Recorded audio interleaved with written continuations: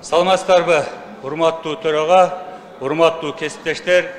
Биз сиздерге насиялык маалымат алмашуу жана насиялык бүтүм түзөөгө өзүнө өзү тыюу салууну белгилөө маселелери боюнча Кыргыз Республикасынын айрым мыйзам актыларына өзгөртүүлөрдү киргизүү жөнүндө мыйзам долбоорун сунуштап жатабыз.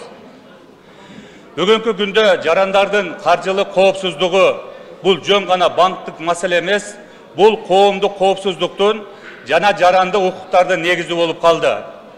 Биз күн сайын социалдык тармактардан, жалпы маалымат массалык каражаттардан арыз даттанууларды угуп жатабыз. Менин атымдан насия алып коюштур. Мен эч качан арыз берген эмесмин.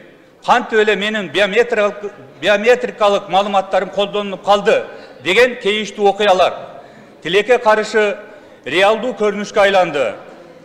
Биз сунуштап жаткан эки мыйзам долбоору дал ушул маселенин тамырын кырккан, жоопкерчиликти таң аныктаган, жарандардын укугун коргогон маанилүү инструмент болуп эсептелет. Өзүнө насия алууга тыюу салуу укук механизми азыркы шартта өтө зарыл. Ар бир жаран эгер кааласа банкка же насиялык бюрого жазуу жүзүндө же онлайн кайрылып өзүнүн атынан насия алууга бөгөт кое алат. Мындан ары алдамчы же үчүнчү жак мыйзамсыз жол менен насия ала албайт. Бул кошумча каржылык коргонуу, макулдугусуз насия алуунун алдын алуу, ар бир жарандын каржылык эркиндигин камсыздоо. Жаран өзү кааласа бул бөгөттү алып сала алат. Бул жерде маанилүү принцип сакталат. Эркиндик жана жоопкерчилик жарандын өзүндө.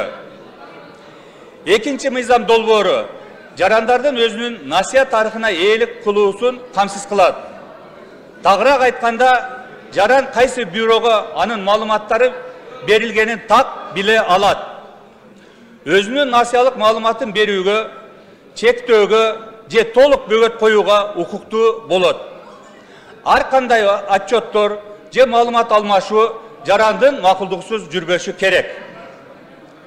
Улуттук банк бул системага көзөмөл жүргүзүп, мыйзам бузган мекемелерге чара көрө алат. Бул механизмдер бүгүнкү реалдуулукка жараша иштелип чыккан инструменттер. Эмне үчүн бул мыйзамдар бүгүн керек? Эмне үчүн дал бүгүн кабыл алышыбыз керек? Кыргызстанда жыл сайын насия боюнча алдамчылык көбөйүүдө.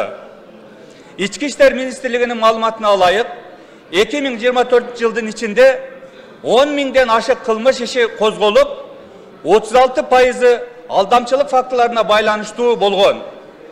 Жалпы келтирилген зыян 1 миллиард сомго жакын. Улуттук банкка 2024 жылы 1000ден ашык даттануу келип түшкөн. Анын 100дөн ашыгы түздөн-түз алдамчылык фактыларына байланыштуу. Бүгүнкү күндө жасалма интеллект колдонулуп, жарандардын сүрөттөрү, добушу, биометрикасы колдонулуп жатат. Бул фантастика эмес, бул бүгүнкү факт.